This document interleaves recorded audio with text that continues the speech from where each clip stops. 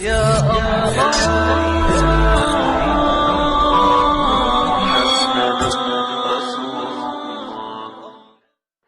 قل هو الله أحد الله الصمد لم يلد ولم يولد ولم يكن له كفوا أحد কোন সূরা? সূরাটা কি খুব বড়? ছোট্ট সূরা।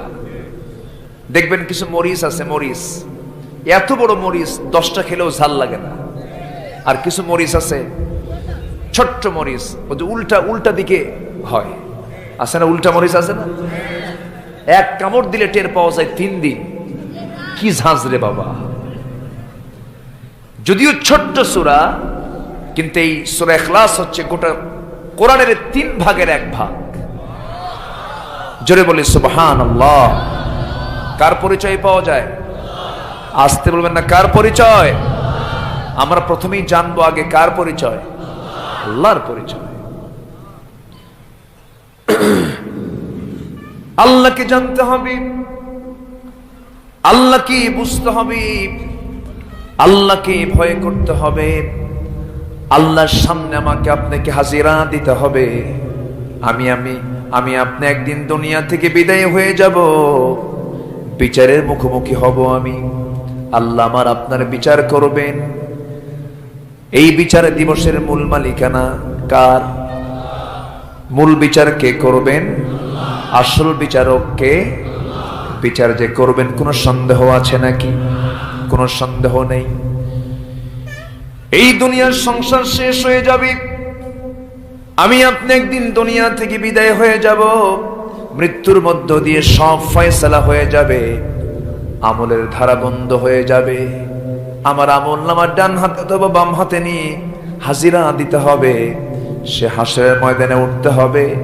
আল্লাহ তাআলা বান্দার সকল বিষয়ে প্রশ্ন করবেন, বিচার করবেন। এমন সূক্ষ্ম বিচার হবে, কোরআনে কারীমের ভিতরে একটা আয়াত আমার কাছে সবচেয়ে কঠিন মনে হয়। ফামান ইয়া'মাল মিসকালা যাররাতিন খায়রান ইয়ারাহ ওয়া মান ইয়া'মাল মিসকালা যাররাতিন শাররান ইয়ারাহ। যে বান্দা বিন্দু পরিমাণ অনু পরিমাণ ভালো কাজ করবে, তাও সেদিন সে দেখতে পাবে। বিন্দু পরিমাণ খারাপ কাজ করবে, তাও সে দেখতে পাবে। যাররা হলো যা চোখে দেখা যায় না, এমন কিছু বিষয়। আমার ভাইরা, সারা জীবনের সমস্ত আমল সেদিন ডিসপ্লে হয়ে যাবে, আমি সব দেখতে পাবো। আল্লাহ বলবেন, ইকরা কিতাবাকা কাফা বিনাফসিকাল ইয়াউমা আলাইকা হাসিবা। তুমি তোমার আমলনামা পাঠ করো। সেই দিন যে বান্দার আমল, ভালো আমলগুলো ভারী হয়ে যাবে, আল্লাহ রাব্বুল আলামিন বান্দাকে লক্ষ্য করে বলছেন, ও বান্দা শোনো, আমি তোমার জন্য 2টা ধারা রেখে দিয়েছি, একটা জান্নাত, একটা জাহান্নাম। তোমাকে জান্নাতের আমল করতে হলে আমলনামা তোমার ভারী হতে হবে। فَأَمَّا مَنْ ثَقُلَتْ مَوَازِينُهُ فَهُوَ فِي عِيشَةٍ رَاضِيَةٍ وَأَمَّا مَنْ خَفَّتْ مَوَازِينُهُ فَأُمُّهُ هَاوِيَةٌ وَمَا أَدْرَاكَ مَا هِيَهْ نَارٌ حَامِيَةٌ। আমল যদি ভালো হয়, আমলটা যদি নেক আমলটা যদি ভারী হয়ে যায়, আমার আপনার জন্য জান্নাত হয়ে যাবে। আমলের পাল্লা যদি পাতলা হয়ে যায়, সঙ্গে সঙ্গে হাফিয়া আল্লাহ পাক সিলেকশন দিয়ে দিবেন। এই জন্য আমরা আমলনামা পাতলা করব না, ভারী করব। আসতে বলবেন না, হালকা করব না, ভারী করব। আমলনামা ভারী করতে হলে কবিরা গুনাহগুলো ধরবো না ছাড়বো? বলেন, কবিরা গুনাহগুলো ধরবো না ছাড়বো? ছেড়ে দেওয়া মানে তওবা করা, ছেড়ে দেওয়া মানে কি? তওবা করে আসুন আমরা আলোচনার দিকে চলে যাচ্ছি। আমার আগের আলোচক তিনি গুনার উপর আলোচনা করেছেন, আমি তওবার উপরে কিছু কথা বলার চেষ্টা করছি। 3টা আমল আমাকে আপনাকে জান্নাতে নিয়ে যাবে। কয়টা আমল বলেন? 3টা আমল। আল্লাহ সুন্দর করে বলছেন, ইল্লা মান তাবা ওয়া আমানা ওয়া আমিলা সালিহান ফাউলাইকা ইয়াদখুলুনাল জান্নাতা ওয়া লা ইউযলামুনা শাইআ। তবে হ্যাঁ, যে বান্দার ভিতরে 3টা গুণ থাকবে, এর মধ্যে 1 নাম্বার হলো যে বান্দা ফিরে আসবে। ভুল করেছিলাম আমরা, মাফ চেয়ে নেব কার কাছে? আসতে বলবেন না, কার কাছে? চোখের গুনাহ আছে না নাই? কানের গুনাহ আছে না নাই? হাতের গুনাহ আছে না নাই? পায়ের গুনাহ আছে না নাই? এই যে গুনাহগুলো হয়ে গেল, এই গুনাহগুলোর জন্য দায়িত্ব আমি বান্দা নিজেই। কারণ এই 3.5 হাত বডি আমার নিয়ন্ত্রণে কে দিয়েছেন? আল্লাহ দিয়ে দিয়েছেন। এটার রাষ্ট্রপতি আমি নিজে, এটার সরকার আমি নিজেই। আমার হাতকে আমার কন্ট্রোল করতে হবে, আমার পাকে আমার কন্ট্রোল করতে হবে, আমার জিহ্বাকে আমার কন্ট্রোল করতে হবে, আমার চোখকে আমার কন্ট্রোল করতে হবে, আমার শ্রবণ শক্তিকে আমার কন্ট্রোল করতে হবে। আমার বন্ধুগণ, যে বান্দা তার দেহটাকে কন্ট্রোল করতে পারবে, ওয়া আম্মা মান খাফা মাকাম রাব্বিহি ওয়া নাহান নাফসা আনিল হাওয়া ফাইন্নাল জান্নাতা হিয়াল মাওয়া। জোরে বলুন আল্লাহু আকবার। যে ব্যক্তি নফসের দাসত্ব করবে না, আল্লাহর ভয়টা যে ইস্তেকামাত করে ফেলবে, তার ঠিকানা হয়ে যাবে জান্নাতে মাওয়া। আমার বন্ধুগণ, আজকে যে সমাজে বসবাস করছি, চোখের গুনাহ হওয়ার সম্ভাবনা কম না বেশি? আসতে বলবেন না, কম না বেশি? আজকে সমাজে বসবাস করতে গেলে মিথ্যার পরিমাণ কমছে না বাড়ছে? কমছে না বাড়ছে? মিথ্যাবাদী কি ইমানদারের কাজ নাকি? ইমানদারের চরিত্র নাকি? ইমানদারের চরিত্র নয়। আমার বন্ধুগণ, আমরা মুসলমান বটি, কিন্তু মুসলমানের যে চারিত্রিক দিকগুলো থাকা দরকার তা তো আমরা লক্ষ্য করছি না। আমাদের ভিতরে সেগুলো আমরা লক্ষ্য করতে পারছি না, দেখতে পাচ্ছি না, অনুপস্থিত দেখতে পাচ্ছি। আল্লাহ বলছেন, বান্দা শোনো, যদি তওবা করে আমার দিকে ফিরে আসো, যদি তুমি তওবাতুন নাসুহা করে আমার দিকে যদি ব্যাক করে ফেলো, তোমার বিগত জীবনের সমস্ত গুনাহগুলো আমি আল্লাহ রাব্বুল আলামিন মাফ করে দেব। এ ওয়াদা কার? আসতে বলবেন না, কার? শর্ত হলো যে গুনাহ করেছে আর সেই গুনাহ জীবনে করব না। রাত মনে হয় বেশি হয়ে গেছে না? কষ্ট হচ্ছে আপনাদের? ওই যে 2-1 করে ওঠে, মানে আমাদের তো এমন সময় উঠায়, মানে আমরা হলাম সর্বশেষ মেহমান, শেষ ক্লাসে আমাদের উঠায়। যে সময় মানুষের যাওয়ার চাপ, নিম্ন চাপ, ঘুমের চাপ, সব চাপ একসঙ্গে যখন আসে, তখন আমাদের আলোচনার বয়ান শুরু হয়। আমি বেশি সময় নেব না, আমাকে সময় দিবেন না সবাই একটু? সবাইকে শেষ পর্যন্ত থাকতে রাজি আছেন? জোরে বলি ইনশাআল্লাহ। আজকে আমরা কোন সমাজে বসবাস করি? যে সমাজে যাকাতের পরিবেশ নাই, সুদের পরিবেশ, ঠিক কি না? যে সময় পর্দার পরিবেশ নাই, বেহাপনার পরিবেশ। যে সমাজে টুপি দাড়ি পড়লে সন্দেহ করে বলে জঙ্গি। আমরা কোন সমাজে বসবাস করি?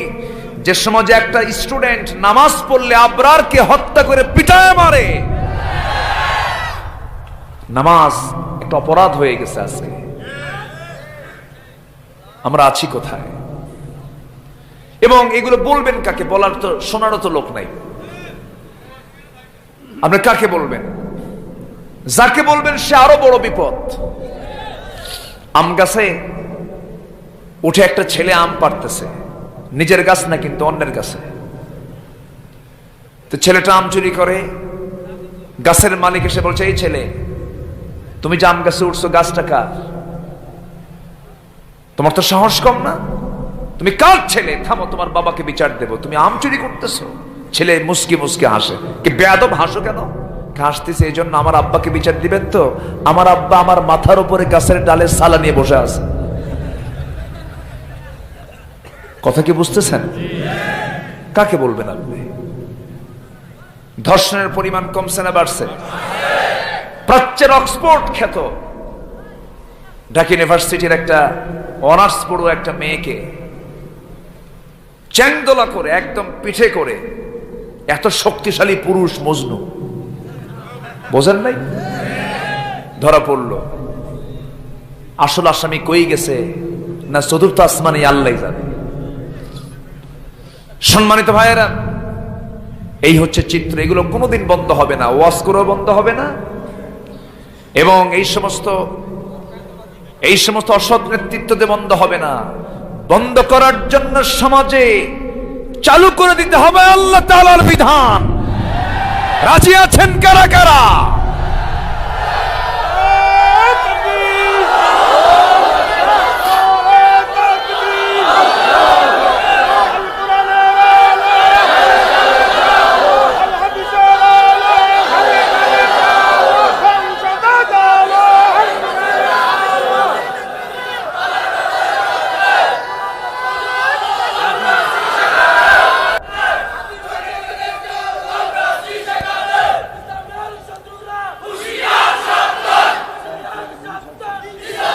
আল্লাহ সবার হাতকে কবুল করুন, জোরে বলি আমিন, আরো জোরে আমিন। সম্মানিত ভাইয়েরা, সম্মানিত বন্ধুগণ, আমার দেশের সম্পদ কি কম? আমার দেশের কোনো অভাব নেই, বলি আলহামদুলিল্লাহ। আমার দেশে নদী আছে, সমুদ্র আছে, খাল বিল ঝিল পাহাড় পর্বত সব আছে। রয়েছে সোনার চৌক, খাঁটি এত সুন্দর মাটি পৃথিবীর কোথাও নাই, বলি আলহামদুলিল্লাহ। আছে সুন্দর বনাঞ্চল, সমতল, সব কিছু এত প্রাকৃতিক সৌন্দর্যে একটি ঘেরা আমার এই সোনার বাংলা। সবই ঠিক ছিল, সবই আছে, কিন্তু আমি যেটা লক্ষ্য করি, আমার চোখে যেটা সবচেয়ে বেশি ধরা পড়েছে, সেটা হলো শুধুমাত্র সৎ নেতৃত্বের অভাব রয়েছে, ঠিক কিনা? আজকে যদি সঠিক একটি নেতৃত্ব জাতি পেত, গোটা পৃথিবীর বুকে বাংলাদেশ বুক উঁচিয়ে থাকতো। এই জন্য বঙ্গবন্ধু শেখ মুজিবুর রহমান ৭৫-এর জানুয়ারিতে একটা ব্রিফ করেছিলেন। তিনি বললেন যে আমি বিদেশ থেকে টাকা ভিক্ষা করে আনি দেশের জন্য, আর আমার চোররা সব খাইয়া শেষ করে। সেই চোর তো নাই, চোরের আওলাদ আছে না নাই? আসতে বলবেন না, আছে না নাই? শুধু লুটপাট চলছে, দেশে টাকা নেই, সব চলে যাচ্ছে বাইরে। সম্মানিত ভাইয়েরা, আমরা শুধু চাপাবাজে বিশ্বাসী। চাপা আছে, চাপাতে কেউ পিছে নাই, কাজ থাকুক আর না থাকুক। এক কানা হাইকোর্টের সামনে দাঁড়ায় ন্যাংরাকে বলতেছে, ন্যাংরা, কানার চোখ নাই, ন্যাংরার পা নাই। কানা বলে ন্যাংরাকে, ন্যাংরা দেখছো হাইকোর্টে দেখতে কত সুন্দর না? ন্যাংরাকে তোর চোখই নাই, মাল লাগতি, ওদিকে ওর ঠ্যাং নাই। কথা বোঝেন নাই? এই দুইজনের কথা শুনে এখন পাশে দাঁড়ায় আছে এক ফকির। ফকির বলে ন্যাংরাকে, তুই ওরে মার লাগতি, যত টাকা লাগে আমি দেব, ওর টাকা নাই। কিন্তু কথায় এগিয়ে আছে। সম্মানিত ভাইয়ের, আল্লাহ কথা চান না কাজ চান? আল্লাহ কথা চান না কাজ চান? কাজ চান। আমরা কাজ করব, আমরা আমল করব। আমরা এই দুনিয়াতে কেন এসেছি, কি জন্য এসেছি, আল্লাহ বান্দাকে তার উদ্দেশ্য জানিয়ে দিচ্ছেন। বান্দা উদ্দেশ্য জেনে নাও, কেন জীবন দিলাম, মৃত্যু দিলাম, কেন মৃত্যু দিলাম, জীবন দিলাম, এর উদ্দেশ্য কি জেনে নাও। মহান রব্বুল আলামিন সূরা মুলকের ভিতরে বলছেন, হুয়াল্লাযী খালাকাল মাউতা ওয়াল হায়াতা লিয়াবলুয়াকুম আইয়ুকুম আহসানু আমালান ওয়া হুয়াল আজিজুল গফুর। তিনি সেই মহান সত্তা যিনি মৃত্যু এবং জীবন সৃষ্টি করেছেন যেন তিনি বুঝে নিতে পারেন তোমাদের মধ্যে কোন কোন বান্দাগুলো ভালো আমল করে যেতে পারে। জোরে বলি সুবহানাল্লাহ। আমরা ভালো আমল করব না খারাপ আমল করব? গীবত চর্চা বেশি করব, হিংসা দেশ বেশি ছড়ায় দেব? আজকে হুজুরদের মধ্যে এই প্রবলেম আছে না নাই? আসতে বলবেন না, আছে না নাই?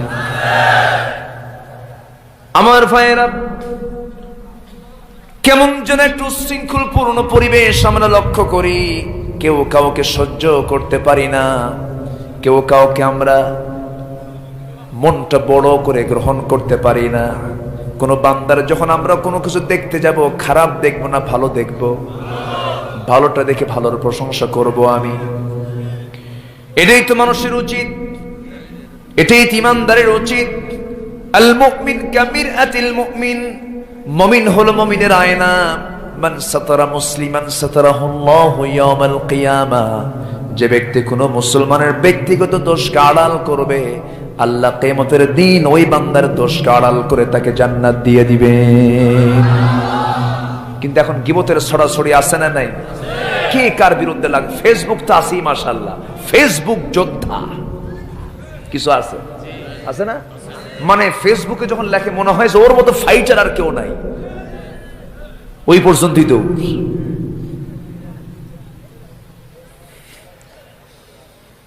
সম্মানিত ভাইয়েরা, সব টুপি কিন্তু আসল টুপি না, সব দাড়ি কিন্তু আসল দাড়ি না। কেউ টুপি মাথায় দিয়ে মুখে দাড়ি নিয়ে জুব্বা পড়ে সম্মানের আসনে বসে আছেন, কোনো বাধা নাই, কোনো কষ্ট নেই, কোনো বিপদ নেই, কোনো পরীক্ষা নেই। আবার কিছু কিছু টুপি দাড়ি নিয়ে দ্বীনের পরিবেশটাকে রক্ষা করতে গিয়ে যুগের পর যুগ মানবতার জীবন যাপন করছেন চার শিখের দেওয়ালের ভিতরে। আছে না নাই? সব টুপি একরকম নয়। আমার নবীর পিছনে মুসল্লি ছিল না কিছু? যে মুসল্লির শুধু নামাজ শুধু হয়েছে, সেজদা দিয়েছে, কিন্তু সেই সেজদা আল্লাহর দরবারে কবুল হয় নাই। আমার ভাইয়েরা, আমার বন্ধুগণ, আমাকে আপনাকে চেঞ্জ হতে হবে। আমাকে আপনাকে হৃদয়টাকে বড় করে হৃদয়ের রাজ্যে আমরা বিজয়ী হতে চাই। আমরা কৃপণতা পরিহার করব, আমরা গীবত পরিহার করব, আমরা চগলখড়ি পরিহার করব, মিথ্যাবাদ পরিহার করব। এই সমস্ত মানবীয় দুর্বলতা, যে সমস্ত দোষাবলী, এগুলোকে বর্জন করে আল্লাহ রাব্বুল আলামিন বলছেন, বান্দা যদি তুমি ফিরে আসতে পারো, তোমার যত বড় গুনাহ হোক না কেন, আমার কাছে ফিরে আসলে আমি তোমাকে মাফ করে দেব। আল্লাহ রাব্বুল আলামিন কোন কোন বান্দার কোন কোন গুণকে পছন্দ করেন সুন্দর করে সূরা তাওবার ভিতরে তাও বলে দিয়েছেন। التائبون العابدون الحامدون السائحون الراكعون الساجدون الآمرون بالمعروف والناهون عن المنكر والحافظون لحدود الله وبشر المؤمنين। জোরে বলুন আল্লাহু আকবার। 9টি গুণের ভিতরে 1 নম্বর গুণ হলো যে বান্দা ফিরে আসবে কার দিকে? আসতে বলবেন না, কার দিকে ফিরে আসবে? ভুল করেছি, নামাজ পড়ি নাই, আজকে থেকে নামাজ আর ছাড়বো না। হারাম ব্যবসা করেছি, আর হারাম ব্যবসা করব না। মার সঙ্গে নাফরমানি করেছি, আর মার সঙ্গে নাফরমানি করব না। বাবার সঙ্গে ঝেংটে ঝেংটে কথা বলেছি, আর জীবনে এরকম করে কথা বলবো না। কর্মচারীর সঙ্গে খারাপ আচরণ করেছি, আর করব না। আমি আমার অধীনস্থর সঙ্গে আমি বিমাতাসুলভ আচরণ করেছি, তার করব না। এইরকম করে যদি তাওবাতান নাসুহা করে যদি কোনো বান্দা ফিরে আসে, কোনো বান্দা যখন আল্লাহর দিকে 1 হাতে গিয়ে আসে, আল্লাহ তার দিকে 10 হাতে গিয়ে যান। আর যখন বান্দা আল্লাহর দিকে হেঁটে হেঁটে আসে, আল্লাহ তার দিকে দৌড়ে দৌড়ে যান। জোরে বলি সুবহানাল্লাহ, আরো জোরে বলি সুবহানাল্লাহ। আমার ভাইয়েরা, ফিরে আসতে হবে আল্লাহর দিকে। আল্লাহ তো বান্দা কি তার বান্দা হয়ে তার পথে দাখিল হতে বলছেন। খুব কমন একটা আয়াত, আমার সঙ্গে ঠোঁট মিলিয়ে বলুন, ইয়া আইয়াতুহান নাফসুল মুতমাইন্নাতু ইরজিই ইলা রাব্বিকি রাদিয়াতাম মারদিয়াহ ফাদখুলি ফি ইবাদি ওয়াদখুলি জান্নাতি। আমার বান্দা হয়ে যাও, আমার জান্নাতে প্রবেশ করো। আজকে তোমাকে কেউ বাধা দেবে না। শর্ত হলো সম্পূর্ণ সারেন্ডার করতে হবে। কার কাছে? আসতে বলবেন না, কার কাছে? এই জায়গায় কোনো যুক্তি উপস্থাপন করা যাবে, কোনো শর্ত জড়িয়ে দেওয়া যাবে? বিনা দলিলে আল্লাহ এক, বিনা দলিলে আল্লাহর আইন মহাসত্য। কোনো তর্ক বিতর্ক করা যাবে? জেনার শাস্তি আছে না নাই? চুরির শাস্তি আছে না নাই? আছে না নাই? হত্যার শাস্তি আছে না নাই? মদ্যপানের শাস্তি আছে না নাই? মদ খাওয়া হালাল না হারাম? আসতে বলবেন, হালাল না হারাম? হারামটা কে করেছেন? এখন তো প্রশাসনের বিভিন্ন অফিসের সামনে এলাকা থেকে মাদককে না বলুন, মাদককে না বলুন। এটা কি কোরআনের আয়াত না? কিন্তু মাদককে না বলুন, এই কথা বলি মদ কখনো বন্ধ হবে না। জঙ্গিবাদ কি না? জঙ্গিবাদের ব্যাপারে কি বলে না? জঙ্গিবাদকে প্রতিহত করুন। আমার ভাইয়েরা, জঙ্গিবাদ এইরকম কায়দায় বন্ধ হবে না, মাদক এইরকম স্লোগান দিয়ে বন্ধ হবে না। আল্লাহ রাব্বুল আলামিন জঙ্গিবাদের বিরুদ্ধে আয়াত দিয়েছেন, মদের বিরুদ্ধে আয়াত দিয়েছেন, সুদের বিরুদ্ধে আয়াত দিয়েছেন, ঘুষের বিরুদ্ধে আয়াত দিয়েছেন, জিনার বিরুদ্ধে আয়াত দিয়েছেন, হত্যার বিরুদ্ধে আয়াত দিয়েছেন। সারা জীবন রমজান যখন চলে আসে আমরা এই আয়াতটা মুখস্থ করেছি, কুতিবা আলাইকুমুস সিয়াম। অথচ এই আয়াতের আগে পরেই রয়েছে কুতিবা আলাইকুমুল কিসাস। আছে না নাই? সিয়ামের শুধু ওয়াজ হয়, কিসাসের ওয়াজ হয় না। আবার কুতিবা আলাইকুমুল কিতাল, তোমাদের জন্য সংগ্রাম কি ফরজ করে দেওয়া হয়েছে, তারও কোনো ওয়াজ হয় না। কারণ সংগ্রাম করতে গেলে রক্ত যাবে, আর কেসাসের হুকুমটা সমাজে জারি করতে গেলে জীবন নাশের হুমকি আছে। এই জন্য ওইদিকে যায়, ওইদিকে না যায়, না খেয়ে থাকে, শুধু রোজা থাকে। আমার ভাইয়েরা, সবগুলো মানতে হবে, কোন আয়াতকে প্রত্যাখ্যান করা যাবে না।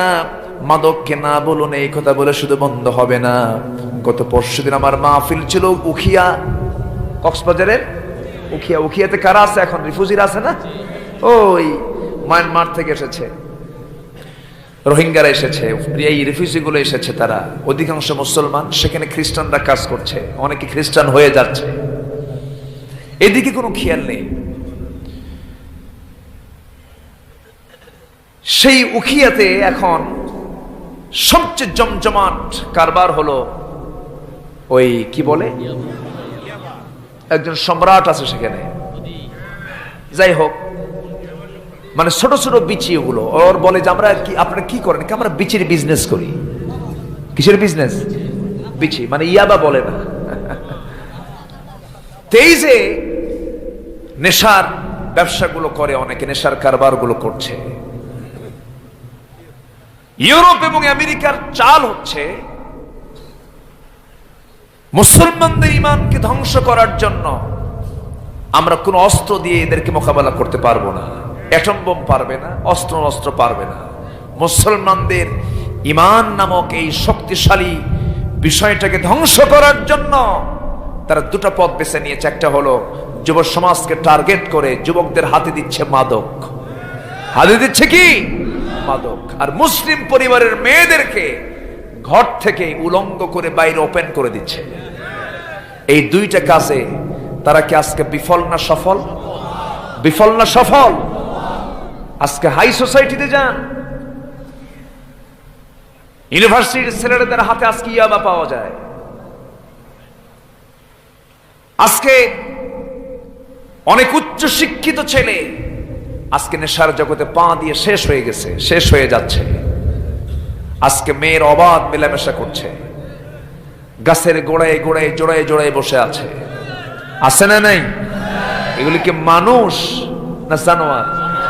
মানুষ না জানোয়ার? ওরা জোড়ায় জোড়ায় বসে থাকে। যখন বলা হয় তোমরা জোড়ায় জোড়ায় বসছো কেন? আল্লাহ তো জোড়ায় জোড়ায় বানাইছে আমাদের। অখলাকনাকুম আজওয়াজা, আমি তো তোমাদের জোড়ায় জোড়ায় বানাইছি। কিন্তু জোড়া তো ঠিকই আছে, কিন্তু বৈধ না অবৈধ? অবৈধ জোড়া।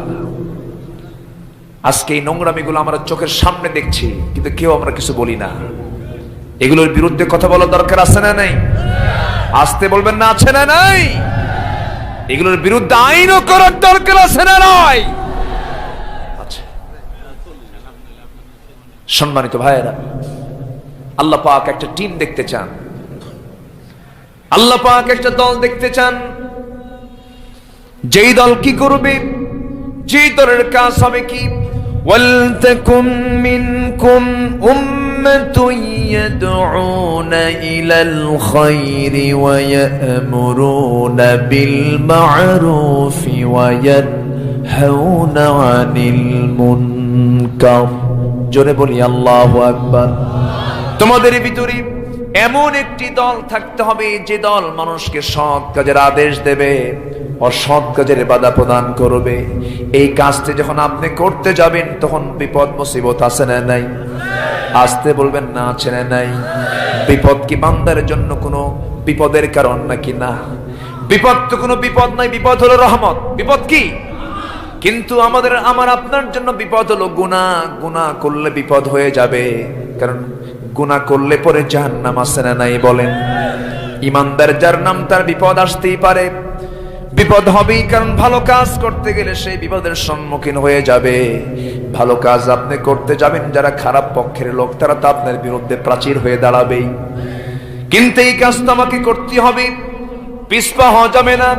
ইল্লা তানফিরু يعذبكم عذابا أليما ويستبدل قوما غيركم ولا تضروه شيئا। যদি পালাও, বিকল্প একটা জাতি তোমাদের উপরে চাপিয়ে দিবেন, তোমরা তাদের কোনো ক্ষতি করতে পারবে না। অতএব আমাদের দায়িত্ব হলো এই জমিনে কার দিন কায়েম করা? আসতে বলবেন না, কার দিন কায়েম করা? আল্লাহর দিন কায়েম করা। এই সংগ্রামে পিছপা হওয়া যাবে না। এই সংগ্রামের সব নবী শামিল ছিলেন, কোন নবী সংগ্রাম থেকে পিছপা হন নাই। কোন নবীর কথা আপনি বলবেন?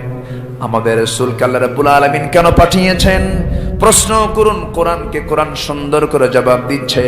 হুয়াল্লাযী আরসালা রাসূলাহু বিল হুদা ওয়া দীনিল হক লিইয়ুযহিরাহু আলাদ-দীনি কুল্লিহি ওয়া কাফা বিল্লাহি শাহীদা। আরেক জায়গায় আল্লাহ রাব্বুল আলামিন বলছেন, هو الذي أرسل رسوله بالهدى ودين الحق ليظهره على الدين كله ولو كره المشركون। জোরে বলি আল্লাহু আকবার। তিনি সেই মহান সত্তা যিনি তার রাসূলকে দ্বীনে হক দিয়ে দুনিয়াতে পাঠিয়েছেন, যেন তিনি এই আল্লাহর দ্বীনকে সকল দ্বীনের উপরে বিজয়ী করতে পারেন। এই জন্যই তাকে পাঠানো হয়েছে। বদর যুদ্ধের নেতৃত্ব দিয়েছেন মুহাম্মদ সাল্লাল্লাহু, উহুদ যুদ্ধের নেতৃত্ব দিয়েছেন মুহাম্মদ সাল্লাল্লাহু। আমার ভাইয়েরা, খন্দকের যুদ্ধের নেতৃত্ব দিয়েছেন মুহাম্মদ সাল্লাল্লাহু আলাইহি ওয়াসাল্লাম। এই যে বিশাল বিশাল বড় বড় যুদ্ধ রাসূলকে করতে হলো, আমার ভাইরা, আমরা তাহাজ্জুদের জন্য পেরেশান হব ঠিক আছে, আমরা সুন্নতের জন্য পেরেশান হব ঠিক আছে, আমরা নামাজ পড়ব ঠিক আছে, কিন্তু জিহাদ কি ইসলামের কি কোনো অংশ নয়? আজ তো অংশ নয়। আপনি জিহাদকে কেমনে উড়িয়ে দিবেন? আপনি এই পথটাকে আপনি কেমনে হালকা করে দুর্বল করে দেখবেন? রাসূলকে প্রশ্ন করা হলো, আইয়ুল ইসলামি খাইর। রাসূল বললেন, ইসলামের কোন কাজটা শ্রেষ্ঠ? এক নাম্বার হলো আসসালাতু আলা ওয়াক্তিহা, সময় মতো নামাজ আদায় করা। নাম্বার 2 কি রাসূল বললেন? বিররুল ওয়ালিদাইন, পিতামাতাকে সন্তুষ্ট করা, পিতামাতার সঙ্গে সুন্দর আচরণ করা। সুম্মা ক্বাল, এরপরে কোনটা? রাসূল বললেন আল জিহাদু ফি সাবিলিল্লাহ। জোরে বলি আল্লাহু আকবার, আরো জোরে বলি আল্লাহু আকবার। আমার নবী যদি শুধুমাত্র মক্কি জিন্দেগীর কাজ দিয়ে যদি সফল হয়ে যেতেন, রাসূল তো মদিনায় তিনি আসতেন না। মদিনা আসার পরে বদর যুদ্ধ তিনি পাড়ি দিলেন। সেই যুদ্ধে সাহাবীরা শহীদ হয়েছেন কিনা বলেন? 14 জন সাহাবীর লাশ এখনো বদর প্রান্তরে আছে, তারা সেখানে সাক্ষী হয়ে আছেন। আল্লাহ পাক আমাকে যাওয়ার তৌফিক দিয়েছেন। আমার নবীজি মক্কা ছেড়ে মদিনায় চলে আসলেন যখন, 1 বছর যেতে না যেতেই আমার নবীর শিশু ইসলামকে চিরতরে নিভিয়ে দেবার জন্য বাতিলরা উঠে পড়ে লাগলো। আবু জাহেলের ঘুম হয় না। আবু জাহেল মনে মনে চিন্তা করলো, না মুহাম্মদ বিন আব্দুল্লাহর দাওয়াতি মিশন যদি সেখানে প্রতিষ্ঠিত হয়ে যায়, সে আমার দিকে হামলা করবে, আমাকে দুনিয়া থেকে নিশ্চিহ্ন করার জন্য সে প্রাণান্তকর চেষ্টা চালাবে, না তা হতে দেব না। সেই রাসূলের দাওয়াতে দিনকে ধ্বংস করে দেওয়ার জন্য সে কি করলো? মাস্টার প্ল্যান হাতের মধ্যে নিল। সেই জায়গা থেকে সে রওনা করলো 1000 সৈন্য নিয়ে বাতিলের পক্ষে হকের বিরুদ্ধে মোকাবেলা করার জন্য সে বের হয়ে পড়ল। আমার নবীজি কেবল মদিনায় ঢুকেছেন, সাহাবায়ে কেরাম মুহাজির সাহাবীরা বউ বাচ্চা ছেড়ে দিয়ে তারা মদিনায় চলে আসছেন। কোনো মতো তারা গোছায় নিচ্ছেন, এমন সময় যুদ্ধের ডাক চলে এলো। নবীজির কানে যখন সংবাদ গেল, ইয়া রাসূলুল্লাহি, বদর নামক প্রান্তর আবু জেহেল 1000 সৈন্য নিয়ে প্রস্তুতি নিচ্ছে, মহড়া দিচ্ছে, যুদ্ধের প্রিপারেশন নিচ্ছে, সে যুদ্ধের প্রস্তুতি সর্বাত্মক ভাবে নিয়েছে। আমার নবীজি কাল বিলম্ব করলেন না। সাহাবায়ে কেরামকে ডাক দিয়ে বলছেন, সাহাবীরা কে আছো সংগ্রামে প্রস্তুতি নেবে, কে আছো আমার নেতৃত্ব গ্রহণ করবে? সবাই নবীর সামনে দাঁড়ায় গেলেন। কেউ বলছেন, ইয়া রাসূলুল্লাহ, যুদ্ধে তো যাব, অস্ত্র তো নাই, যুদ্ধে যাব, ঘোড়া তো নাই। আমার নবীজি সাহাবায়ে কেরামকে নিয়ে বলছেন, সাহাবীরা কোনো চিন্তা করবে না, বান্দার যখন অসহায়ত্ব যখন প্রকাশ পেয়ে যায়, আল্লাহর সাহায্য তখন ওয়াজিব হয়ে যায়। জোরে বলি সুবহানাল্লাহ, আরো জোরে বলি সুবহানাল্লাহ। আমরা ঘুরে দাঁড়াবো কার সামনে? আসতে বলবেন না, কার সামনে? আমার নবীজি যখন ডাক দিলেন, সাহাবায়ে কেরাম কোনো বিলম্ব করলেন না, কাল বিলম্ব হলো না কারো। আমার নবীজি যুদ্ধের জন্য যোদ্ধা সংগ্রহ করছেন। টোটালি 313 জন হয়ে গেল। এর মধ্যে 2 জন ছোট্ট 2টা বাচ্চা নবীর সামনে দাঁড়িয়ে এসে বলছে, ইয়া রাসূলুল্লাহ, কেঁদে বলে, শুনলাম আপনার বিরুদ্ধে মোকাবেলা করার জন্য নাকি কাফেররা আসছে, আপনাকে তারা হত্যা করতে চায়। রাসূল বললেন, ও ছোট্ট 2টা বাচ্চা, কি বলতে চাও বলো? ছোট্ট 2টা বাচ্চা বলতেছে, ইয়া রাসূলুল্লাহ, পারমিশন দিলে পরে আমরা 2 জন মিলে যুদ্ধে অংশগ্রহণ করব। সুবহানাল্লাহ বলবেন না? জোরে বলি সুবহানাল্লাহ। ইমানের তেজ থাকার দরকার আছে না নাই? ইমানের তেজ দেখানোর জায়গা কিন্তু নামাজ নয়, শুধু রোজা নয়। ইমানের তেজ দেখানোর জায়গা হলো মসজিদ নয়। ইমানের তেজ দেখানোর জায়গা কিন্তু সিজদার মধ্যে নয়। ইমানের তেজ দেখানোর জায়গা হলো মাঠে ময়দানে বাতিল শক্তির সামনে দাঁড়িয়ে যাওয়া। আমার ভাইয়েরা, ছোট্ট 2টা বাচ্চা নবীর সামনে বলি, হুজুর যুদ্ধ করতে যাব আমরা। রাসূল বলেন, কোথায় যাবা? হুজুর আপনি যেখানে যাবেন আমরাও সেখানে চলে যাব। কার বিরুদ্ধে যুদ্ধ করবে? এবারে 2 জন মিলে বলছে, হুজুর কারো বিরুদ্ধে যুদ্ধ করব না, শুধু একটা লোকের বিরুদ্ধে যুদ্ধ করব। কে? আবু জেহেল। আল্লাহু আকবার বলবেন না? কে? আবু জেহেলের বিরুদ্ধে যুদ্ধ করতে যাব আমরা। কেন? আবু জেহেল শুনেছি আপনাকে নাকি দারুণ কষ্ট দিয়েছে, আপনাকে নাকি দারুণ জুলুম করেছে, তার বিরুদ্ধে শুধু আমরা যুদ্ধ করতে যাব। রাসূল বললেন, না তোমরা পারবে না, ফিটনেস নাই, দেহ নাই, বডি নাই, বয়স হয় নাই, যুদ্ধ আমি পারমিশন দিতে পারবো না। সঙ্গে সঙ্গে বড়জন বলে, হুজুর অন্তত আপনি আমাকে দিয়ে দেন, আমার তো একটু ফিটনেস আছে, আমি একটু লম্বা আছি, ওর চেয়ে আমি একটু শক্তিশালী আছি। রাসূল সঙ্গে সঙ্গে এই কথা শুনে মুসকে মুসকে হাসি মারলেন। ছোটজন বলে, হুজুর ও শুধু লম্বা, শুধু আমার চাইতে বেশি, গায়ের শক্তি আমার বেশি। রাসূল বলেন, তাহলে কি করা যায়? দুজন মারামারি লাগো। দুজন কুস্তি লেগে গেল। দুজন কুস্তির এক পর্যায়ে বড়জন ছোটজনকে নিচে ফেলে দিয়েছে। ছোটজন নিচে পড়ে বড় ভাইকে চোখের ভাষায় বলছে, ভাই একসঙ্গে খাই, একসঙ্গে ঘুমাই, একসঙ্গে খেলাধুলা করি, আমারে তুই যুদ্ধে যাবি কেমনে? তোর গায়ের শক্তি একটু কমায় দি, তোর বুকের উপর অন্তত একটা বার উঠে প্রমাণ করে বোঝায় দেই আমিও শক্তির দিক থেকে কোন অংশ কম নেই, তবুও তুই ভাই আমার জিহাদে যেতে আমারে বাধা দিস না, আমারে তুই সাথে নিয়ে যা। নবীজি টের পেয়ে গেলেন, ছোট্ট দুইটা বাচ্চাকে কোলের মধ্যে উঠায় নিলেন। আসমানের দিকে তাকিয়ে তাকিয়ে বলছেন, আল্লাহ গায়ের শক্তি নাই কিন্তু ইমানের শক্তি দারুণ প্রবল।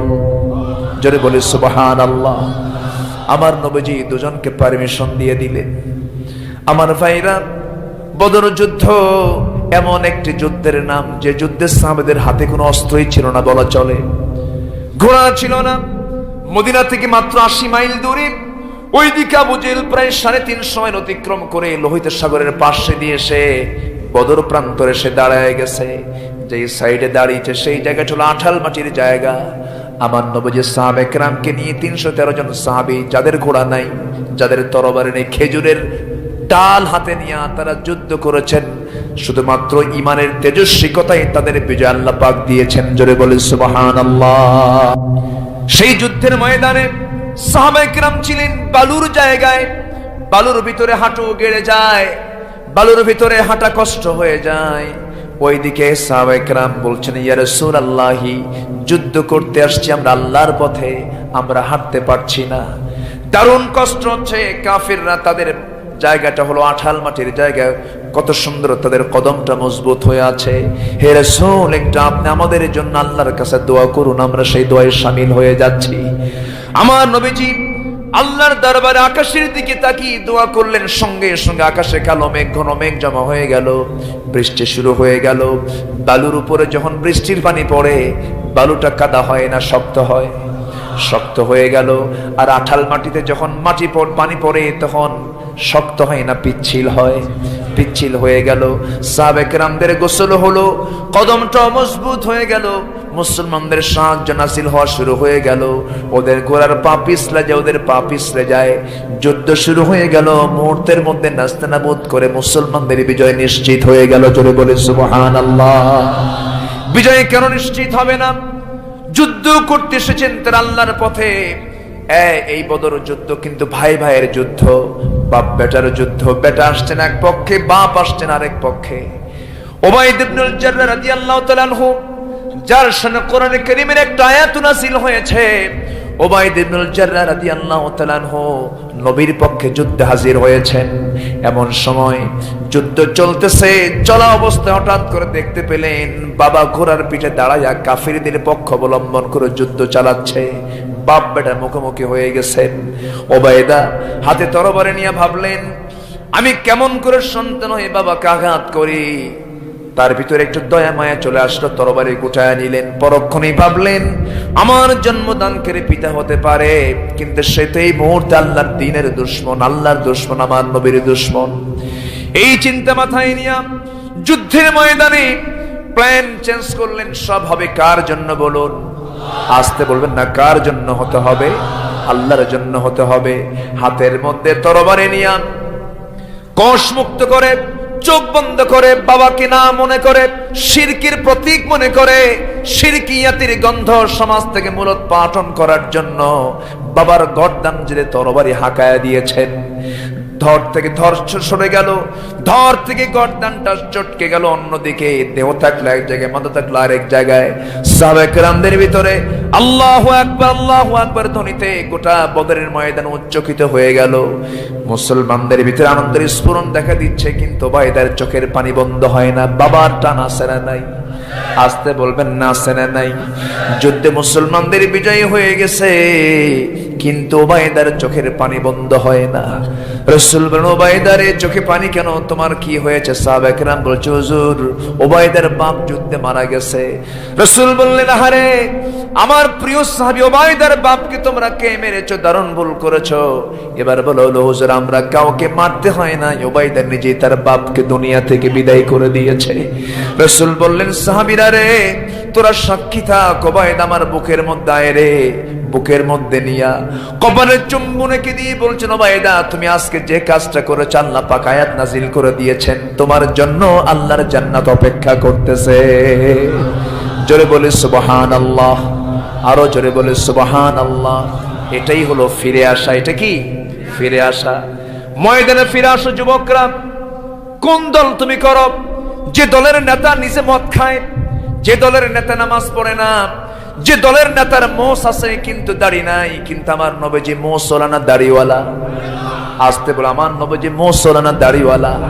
কিন্তু আজকে নেতাগুলোর বৈশিষ্ট্য কি? সে মোষগুলোকে হাইব্রিড জাতের মোষ, এইরকম 2.5 ইঞ্চি মোটা আছে না নাই? ওই নেতৃত্ব মানা যাবে না। ওই সমস্ত বেনামাজি নেতৃত্বকে আমরা জুতা মারি, ঠিক কিনা? জেগে উঠতে হবে সবার, ঝাঁপিয়ে পড়তে হবে বাতিল শক্তির মোকাবেলা করার জন্য। আমরা কাউকে পরোয়া করি না, পরোয়া করি কাকে? রাজি আছেন কারা কারা? হাত উঁচু করে দেখান মুসলমান।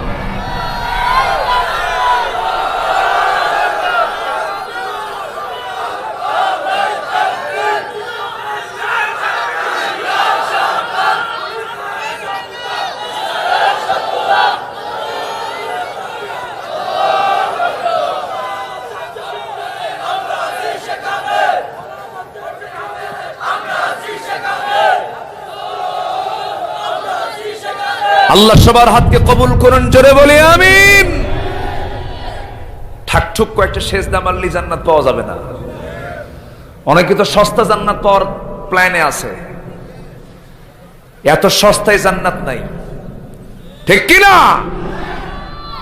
একজন লোক সারা জীবন জেলের মধ্যে পচে মরল, জেল খাটতে খাটতে তার জীবন পার হলো দ্বীন ইসলামের জন্য, আর তুমি 14 ইঞ্চি তোশকের উপরে বসে থাকো, দরবার তৈরি করে মুরিদ প্রোডাকশন দাও। এত সস্তা জান্নাত নয়। কষ্ট হচ্ছে? কথা বলবো? আমার দেশে পীর বেশি না মুরিদ বেশি? পীরই তো বেশি এখন, মুরিদ নাই। কো মুরিদ? মুরিদ থাকলে কি বেনামাজি থাকে নাকি? আছে না নাই?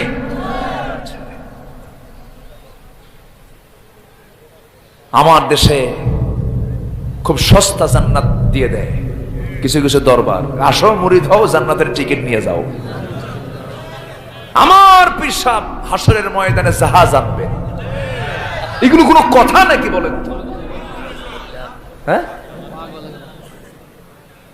সেই জাহাজের হাল ধরবেন আমার পীর কেবলা, আর মুরিদরা সব উঠবে এক টানে জান্নাত পার করে জাহান্নামে। যা তুই জাহান্নাম। কষ্ট হচ্ছে আপনার? কষ্ট হচ্ছে? এই ছেলেরা এখন তো সবাই সচেতন, তাই না? কথা বলতে নি খুব সচেতন হয়ে কথা বলতে হয়, না জেনে কোন দিক দিয়ে কোন কি মারি। আমরা খুব বিপদে আছি, কিন্তু মানে অনুবীক্ষণ যন্ত্র দিয়ে দেখে যে কোথায় কোন ভুল পাওয়া যায়। আছে না নাই? শব্দ শব্দ তাহাকিক করছে। এখন যতই করো হকের পক্ষে আমরা কথা বলবোই। জোরে বলি ইনশাআল্লাহ। সম্মানিত ভাইয়েরা, আমরা ফিরে আসবো কার পথে? আসতে বলবেন না, কার পথে? আল্লাহর পথে। সব লাইন ছেড়ে দিতে হবে। আমাদের পরিচয় কোনো দরবারের মুরিদ দিয়ে আমাদের পরিচয় নয়, আমাদের পরিচয় আহলে হাদিস নয়, আমাদের পরিচয় আহলে কোরআন নয়, আমাদের পরিচয় মাযহাব নয়। আমরা এরকম কোন পরিচয় পরিচিত হতে চাই না। আমাদের পরিচয় হলো হুয়া সাম্মাকুমুল মুসলিমিন, আমাদের পরিচয় হলো মুসলমান। আমরা কি? মুসলমান, এক হও, নচেত পিঠের চামড়া কারোই থাকবে না, পিঠের চামড়া কারোই থাকবে না, থাকবে না। এক মোল্লা আরেক মোল্লারও গালিগালাজ করো, তোমারও খবর আছে, ঠিক কিনা? উকিল তু ইয়াউমা উকিলে সাউরুল আবিয়াদ। সম্মানিত ভাইয়েরা, গালিগালাজ বন্ধ করতে হবে, ঠিক কিনা? আলেমের ভাষা কি এরকম হয় কখনো? আশ্চর্য কথা, একটা আলেম কি তার মুখ থেকে এমন জাতীয় শব্দ চয়ন করতে পারে? মুখ থেকে কি শব্দটা, যেটা বলার, যেটা বলতে গেলেও তো একটা রুচিতে বাধা উচিত ছিল, ঠিক কিনা?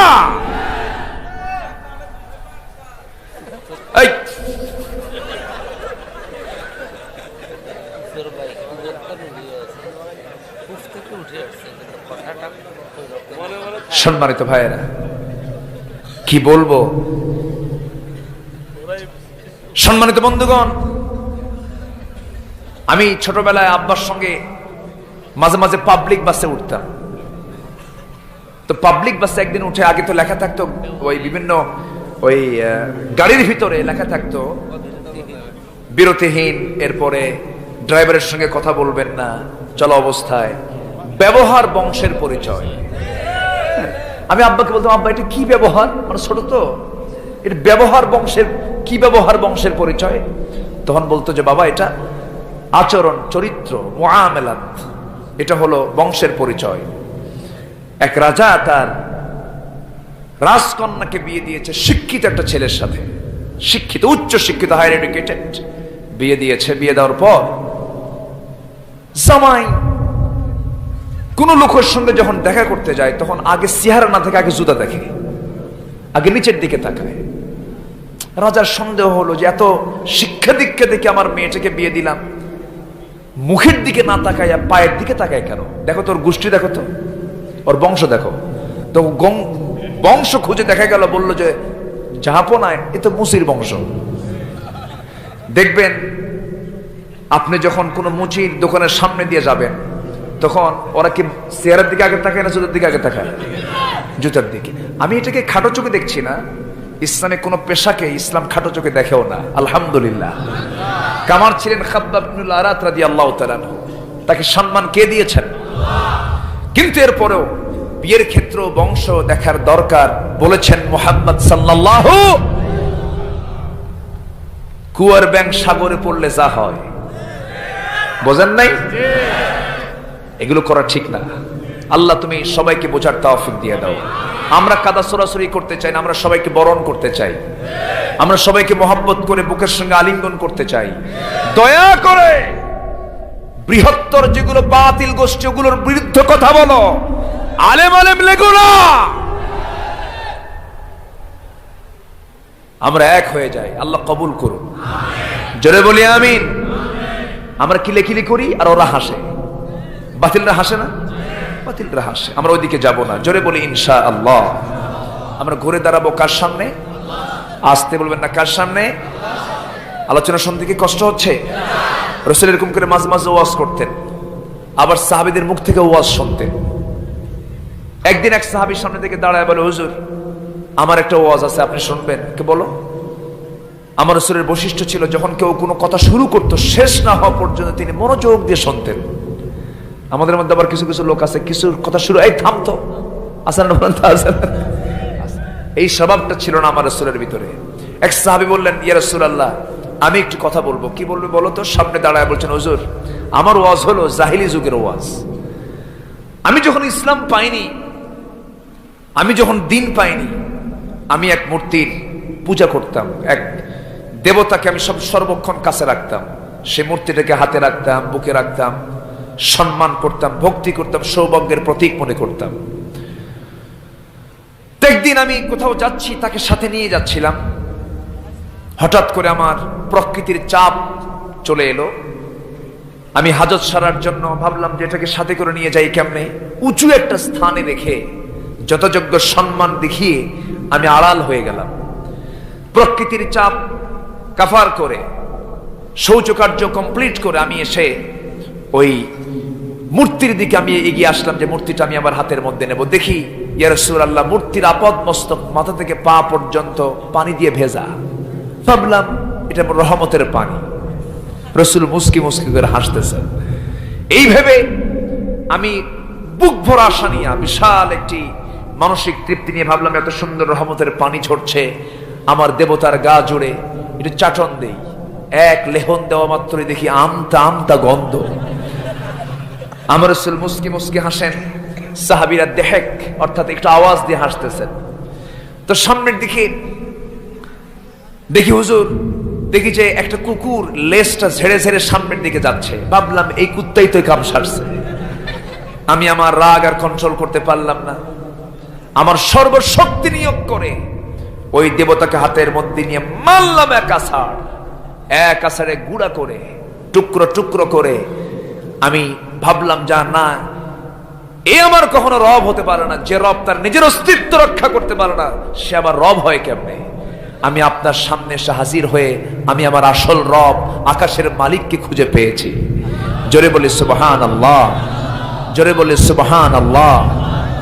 আমার নবীজি মাঝে মাঝে ওয়াজ শুনতেন, আবার মাঝে মাঝে তিনি বিভিন্ন ইতিহাস টানতেন। ইতিহাস টেনে টেনে কথা বলতেন। একদিন বলেন, সাহাবীরা আমি কি তোমাদেরকে আগের যুগের একটা কথা বলবো? হ্যাঁ ইয়া রাসূলুল্লাহ, আপনি বলুন। রাসূল যখন কথা বলতেন সাহাবা কেরাম নড়াচড়া করতেন না চুপ থাকতেন? ওঠা বসা করতেন না চুপ থাকতেন? এটা কোরআনের আদব। এটা কিসের আদব? কোরআনের আদব। আমার নবীজি একদিন বলছেন, সাহাবীরা আমাদের আগের যুগে বনি ইসরাঈলদের যুগে তিনজন আল্লাহর পছন্দের গোলাম, তিনজন ইয়াং যুবক, তিনি ইয়াং ছেলে। তারা করলো কি, বাড়ি থেকে বের হয়ে গেল কোথাও বেড়ানোর জন্য। বেড়াতে গিয়ে পাহাড়ি অঞ্চল যখন তারা অতিক্রম করছিল, হঠাৎ করে পাহাড়ি একটা ঝড় চলে এলো। সেই প্রচন্ড ঝড়, শুধু ঝড়ের সঙ্গে শুধু বাতাসই নয়, তার সঙ্গে বৃষ্টিও পড়া শুরু হয়ে গেল। টিকতে পারলো না বাইরে, আশ্রয় নিতে নিয়ে তারা একটা পাহাড়ের গুহা চয়েস করলো। পাহাড়ের গুহার মধ্যে ঢুকে পড়লো। প্রচন্ড পাহাড়ি বর্ষণ হচ্ছে, বৃষ্টি হচ্ছে। এমন সময় দেখা গেল ভিতরে ঢোকা মাত্রই উপর থেকে একটা পাথর এসে সেই গুহার মুখে চাপা লেগে গেল। গুহার মুখটা যখন ঢেকে গেল, নিশ্চিত মৃত্যু ছাড়া কোনো উপায় নাই। ওই তিন যুবক ওই পাহাড়ি গুহার মধ্যে বসে চোখের পানি ফেলে ফেলে কান্দে। আমার নবীজির ইতিহাস সাহাবায়ে কেরাম মনোযোগ দিয়ে শুনছিলেন। রাসূল বললেন, সাহাবী, এই তিনজন গোলাম চোখের পানি ফেলে ফেলে দিয়া কান্দে। এক যুবক দোয়া করতেছে, আল্লাহ, জীবনে তেমন কোনো ভালো কাজ করতে পারি নাই, তবে একটা কাজ আমি একটা রাতের বেলা করেছিলাম। জানি না তুমি আল্লাহ আমার এই কাজটা কবুল করেছো কিনা। আমি অনেক রাত্রে আমি বাড়িতে ফিরলাম, আমার স্ত্রী পরিবার পরিজন আছে। ঘরের মধ্যে ঢোকা মাত্রই আমার স্ত্রী আমার ক্লান্ত শ্রান্ত চেহারা দেখে এক গ্লাস দুধ আমাকে খাওয়ার জন্য বলল। আমার পাশে সন্তানও ছিল, সন্তানটাও দুধ খেতে চাইলো, সন্তানকেও দেই নাই, আমিও নিজেও খাই নাই। আমার মনে পড়ে গেছে আমার পাশের ঘরে আছেন বুড়া মা, বৃদ্ধা মা আছেন। সেই মার কথা মনে করে আমি আস্তে করে মার ঘরে চলে গেলাম। মাকে ডাক দিলাম, বললাম, মা, তোমাকে আমি দুধ খাওয়াতে এসেছি, তুমি এই গ্লাসের দুধটা তুমি পান করো, আমি চেয়ে চেয়ে দেখবো। আমার মা দুধ পান করেছেন, আমার জন্য দোয়া করেছেন। আল্লাহ, সেই রাতে আমি আমার সন্তানকেও দেই নাই, আমি নিজেও খাই নাই, মাকে প্রাধান্য দিয়েছি। এই দোয়া, এই কাজটা যদি তোমার দরবারে কবুল হয়, সেই রাতের ভালো কাজের ওসিলায় এই বিপদ থেকে তুমি আল্লাহ আমাদেরকে বাঁচাইয়া দাও। সহিহ হাদিস। ওই পাহাড়ের মুখ থেকে একটু পাথর সরে গেল। আর একজন যুবক দোয়া করে, আল্লাহ, জীবনে তেমন কোনো ভালো কাজ করতে পারে নাই, তবে একটা কাজ আমি করেছি আমার মনে রাখার মতো। কোন একজন লেবার, কোন একজন শ্রমিক আমার কাছে কাজ করতে এসেছিল, সকাল সন্ধ্যা কাজ করেছিল, কিন্তু আমি তাকে পেমেন্টটা দেই নাই, আমি তার পারিশ্রমিক দেই নাই। সেই পারিশ্রমিক তাকে দেওয়ার সুযোগটাও পেলাম না। সে আমার কাছ থেকে অনেকদিন যাবত দূরিত রয়ে গেল, আমি তাকে কাছে পেলাম না। ওই টাকা দিয়ে আমি একটা ছাগি ক্রয় করি, সেই ছাগি থেকে আরো কিছু ছাগির জন্ম হয়, একটা ছাগল পাল হয়ে গেল। অনেকদিন পর সে যখন আমার সঙ্গে সাক্ষাৎ করতে এসেছিল, ইয়া আল্লাহ, আমি সেই দিন তাকে সেই পেমেন্টটা না দিয়ে টোটাল ছাগল পালটা আমি তাকে দিয়ে দিয়েছিলাম। আমানতটাকে রক্ষা করার চেষ্টা করেছি। আল্লাহ মেহেরবানি করে এই কাজ যদি তোমার পছন্দ হয়ে যায়, এই বিপদ থেকে তুমি আল্লাহ আমাদের উদ্ধার করো। সেই পাহাড়ের মুখ থেকে আরেকটু সেই পাথরটা একটু সরে গেল, মুখটা ফাঁকা হয়ে যাচ্ছে। আরেকজন আল্লাহর গোলাম, আরেকজন ইয়াং যুবক আল্লাহর কাছে কেঁদে কেঁদে বলে, চোখের পানি ফেলে ফেলে বলছে, আল্লাহ তেমন কোনো কাজ করতে পারি নাই জীবনে, তেমন কোনো ভালো কাজ আমার জীবনে খুঁজে পাই নাই। তবে একটা কাজ আমি করার চেষ্টা করেছি, সেটা হলো কোন এক রাতের আধারে আমার চাচাতো বোন আমার ঘরের মধ্যে যখন ঢুকে পড়লো, আমরা দুজন মিলে জিনার কাজে লিপ্ত হয়ে যাব। আমার বোনকে আমি নিচে ফেলে দিয়েছি, সে আমার নিচে পড়েছিল, আমি তার দুই উরুর মাঝখান পর্যন্ত গিয়েছি, আমি জিনার কাজে নিজেকে জড়িয়ে দেব। এমন সময় আমার বোনটা আমার দিকে তাকিয়ে বলছে, ভাই রে, আমরা যেই কাজটা করছি আল্লাহ কিন্তু লক্ষ্য করছেন, আল্লাহ কিন্তু এটাকে অবজার্ভ করছেন। সঙ্গে সঙ্গে আল্লাহ আমার বোনের ওই দাওয়াতকে আমি প্রত্যাখ্যান করিনি, ওই জায়গা থেকে আমি সিরিয়াস পয়েন্ট থেকে আমি নিজেকে গুটিয়ে রেখে আমার যৌবনকে কন্ট্রোল করেছি। আল্লাহ মেহেরবানি করে এই বিপদ থেকে তুমি আল্লাহ আমাদের বাঁচাইয়া দাও। সেই পাহাড়ের মুখ থেকে গোটা পাথরটা সরে গেল, 3 যুবক সেই বিপদ থেকে উদ্ধার হয়ে গেল। এই ঘটনায় কয়টা শিক্ষা বলেন? আসতে বলবেন না, কয়টা শিক্ষা? আমরা শিক্ষাগুলো নিয়ে যাব, জোরে বলি ইনশাআল্লাহ। 1 নাম্বার, বাপ মার গুরুত্ব আছে না নাই? আসতে বলবেন না, আছে না নাই? সে বাপ মার খেদমত করবো, বাপ মা ইয়াং কালে না বুড়া কালে? বলেন বলেন বলেন। ইয়াং কালে কেন? বাপ মা যখন বুড়া হয়ে যাবেন তখন আমি ইয়াং হব, আর বাপ মা যখন ইয়াং ছিলেন তখন আমি শিশু। তখন আমি কি? শিশু। ইম্মা ইয়াবলুগান্না ইনদাকাল কিবারা। আল্লাহ এই জন্য কিবারা বলেননি। আমার আব্বা আম্মা যখন ইয়াং তখন আমি শিশু, তখন আব্বা আম্মা ইয়াং থেকে আমার সেবা করেছেন। আর আমি যখন যুবকে পরিণত হব, আমি যখন পরিণত বয়সে পরিণত হব, তখন আমার আব্বা হয়ে যাবেন শিশু, আব্বা আম্মা হয়ে যাবেন শিশু। ইম্মা ইয়াবলুগান্না ইনদাকাল কিবারা। সেই সময় ওই আব্বা আম্মার সঙ্গে কোনো নাফরমানি করা যাবে না, খারাপ আচরণ করা যাবে না, সুন্দর করে কথা বলতে হবে। খরচ করবেন কোথায়, টাকা যে কামাই হয় খরচ হবে কোথায়, সেই খাত কোরআনে আছে না নাই? আসতে বলবেন না, আছে না নাই? আছে। সেই খরচের খাতগুলো কি কি? সামাজিক খাতের মধ্যে কোন কোন খাত রাসূলকে প্রশ্ন করা হয়েছিল। সেই সময় আল্লাহ পাক আয়াত নাজিল করে বললেন, ইয়াসআলুনাকা মাযা ينفقون قل ما أنفقتم من خير فللوالدين والأقربين। জোরে বলুন আল্লাহু আকবার।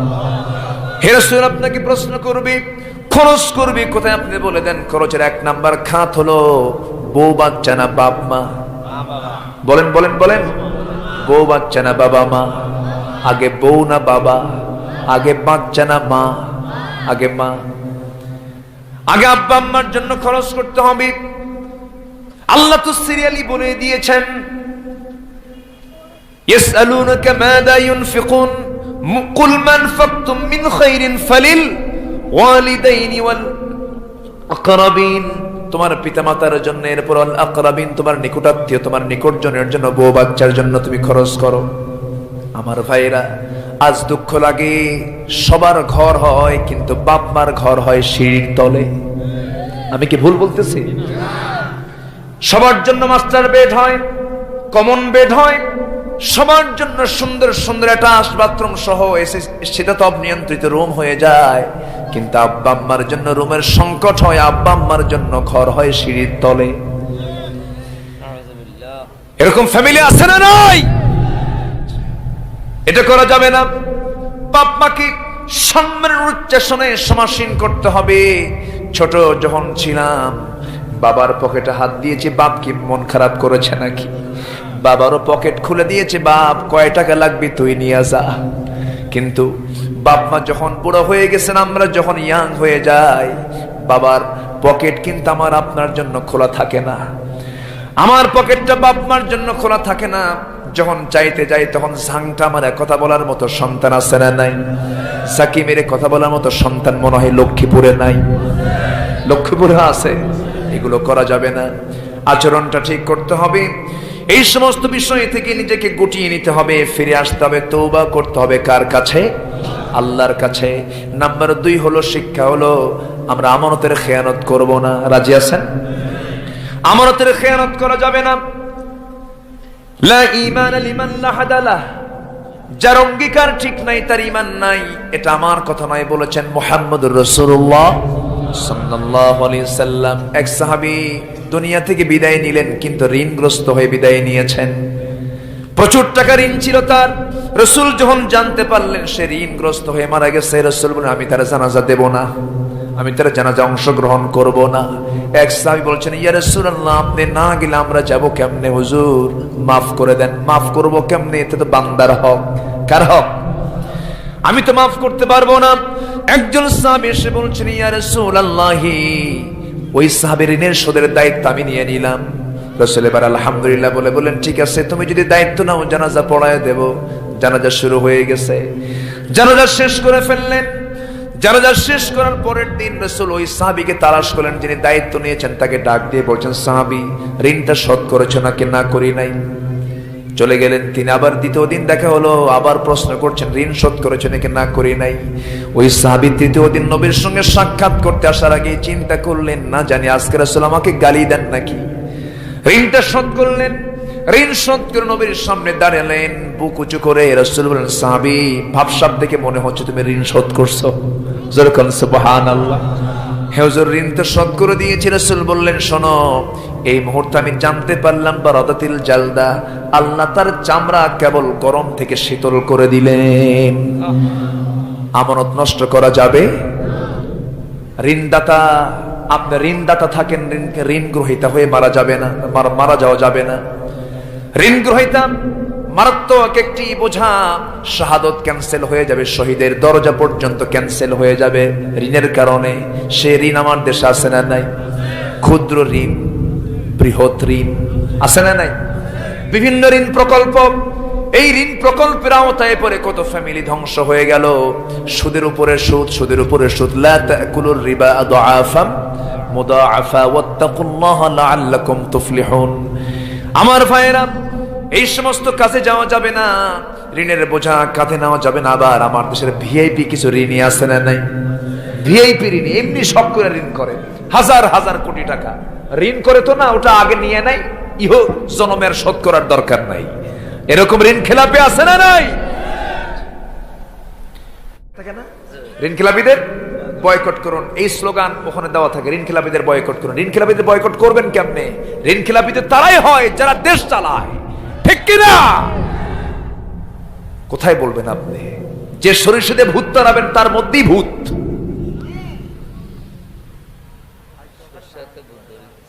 কষ্ট হচ্ছে আপনাদের? কষ্ট হচ্ছে? যে লোকটা টাকা পায় সেই বিপদে থাকে এখন, আর যে লোক টাকা দেয় সেই বিপদে পড়ে থাকে, আর যে লোক টাকা নিয়ে বসে আছে তার কোনো বিপদ নাই, ঠিক কিনা? ঋণদাতা বিপদে না ঋণ গ্রহীতা বিপদে? ঋণদাতা বিপদে পড়ে যায়। যে টাকা পায়, ঋণ গ্রহীতার কাছে গিয়ে যদি বলে ভাই টাকাটা দিবা না, প্রথম দিন চেহারা কালো, দ্বিতীয় দিন বললে আরো চেহারা কালো, তৃতীয় দিন ভাই তুমি কি আসলে সত্যি টাকা দিবা না? তুই কি আমার ভাব দেখে এখনো টের পাস না? এরকম আসে না নাই? বলেন তো, আসে না নাই? শেষ পর্যন্ত রাগের ঠেলায় ঋণদাতা বলে যা, ইহ জনমের তোর কাছ থেকে টাকা চাবো না, হাসরে তুলে নেব। হাসতে হাসতে এখন ঋণ গ্রহীতা কয় যাক লম্বা ডেট পাইছি। ইমান আছে? আসতে বলবেন ইমান আছে? ইমান নাই। এই জন্য এগুলো থেকে ফিরে আসবো আমরা। ইল্লা মান তাবা, আমরা ফিরবো কার পথে? আল্লাহর পথে। আরেকটা শিক্ষা আমরা পেলাম, সেই শিক্ষা আজকের যুবকদের ভিতরে থাকা চাই। যুবকরা সমাজে ছড়িয়ে ছিটিয়ে বেহাপনা আছে না নাই বলেন? সুন্দরী মেয়েরা অর্ধলগ্ন হয়ে বাইরে বের হয়, নিক্কন নিক্কন সুরে কথা বলে, ঝাঁকি ঝাঁকি মেরে হাসে, নিক্কন সুরে হাঁটি, নিক্কন সুরে কথা বলে, শরীরটা হেলে দুলে হাঁটে, পরপুরুষকে আকৃষ্ট করার জন্য হাঁটে। আমার যুবক ভাইরা, এই ক্ষেত্রে অবশ্যই নিজেকে নিয়ন্ত্রণ করার দরকার আছে না নাই? মন চেয়ে থাকি, মন চাইলেই তো চাওয়া যাবে না। মনকে চায় না, ঠিক? মন চায়? মন চায়? দেখেন এখন আর কিছু কয় না, খেলে হাসে। মন তো চাবি অনেক কিছু, কিন্তু চাইলেও চাওয়া যাবে, চাওয়া যাবে না। হ্যাঁ, মন তো চাবি, মন চাওয়া যায়, কিন্তু বৈধ কায়দায় না অবৈধ কায়দায়? বৈধ কায়দায়। বিয়ে করো, ঠিক আছে না? এখন কও ঠিক, এখন ঠিক কও, কিন্তু আগে চাইতে চায় ঠিক, তাহলে তো বেকায়দা। কি কথা কি বোঝা যায়? বিয়ে করতে হবে। বিয়ে করার পরামর্শ কে দিয়েছেন? আসতে বলবেন না, কে দিয়েছেন? ফানকিহু মা তাবা লাকুম মিনান নিসা মাসনা ওয়া সুলাসা ওয়া রুবা। 2, 3, 4, 4টা তুমি বিয়ে করো। এখন আমার এই আলোচনা শোনার পরে এই এলাকার মায়েরা যে কি মনে মনে ভাবতেছে, হুজুর কোন হুজুরে দাওয়াত দিলাম, 4টা বিয়ে করার অর্ডার দিয়ে গেল হুজুর, তাই না? এই তো মহা মুশকিল। কিন্তু এটা কি আমার ওয়াজ না আল্লাহর ওয়াজ? আসতে বলবেন না, কার ওয়াজ? আবার এটাও বলেছেন, শোনো, ফাইন খিফতুম, আশঙ্কা যদি হয়, সেই ক্ষেত্রে আল্লাহ তা'দিলু ফাওয়াহিদাতান, সেই ক্ষেত্রে তোমার একটাই যথেষ্ট। কার পরামর্শ? আসতে বলবেন না, কার পরামর্শ? এখন মায়েরা বলতেছে, হুজুর আপনি খুব ভালো, কিন্তু আল্লাহ পাক চান না সমাজে জেনার সয়লাভ হোক, জেনায় সমাজ ভরে যাক, এটা আল্লাহ চান না। বিয়ে কর, তবু তুই অকাম করিস না, ঠিক কিনা? এটা কার কার পরামর্শ? আল্লাহর পরামর্শ। আজকে সমাজে বিয়ে বেশি না জেনা বেশি? বিয়ে বেশি না জেনা বেশি?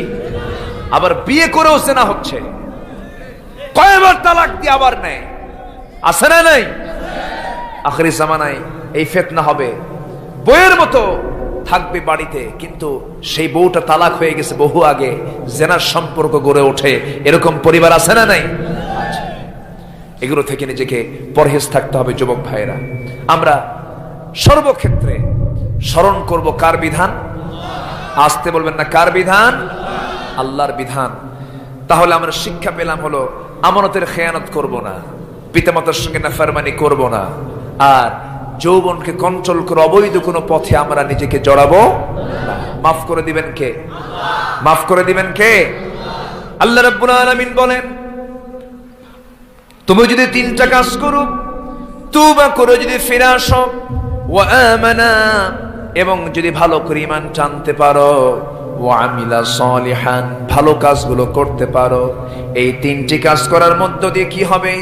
ফাউলাইকা ইয়াদখুলুনাল জান্নাতা ওয়া লা ইউযলামুনা শাইআ। এই 3টি কাজের বিনিময়ে আল্লাহ বলছেন, এই সমস্ত বান্দাগুলো সেই জান্নাতে প্রবেশ করবে যে জান্নাতে বিন্দু পরিমাণ কোনো জুলুম থাকবে না। জোরে বলি সুবহানাল্লাহ। আল্লাহ তুমি এই 3টি কাজ করার সবাইকে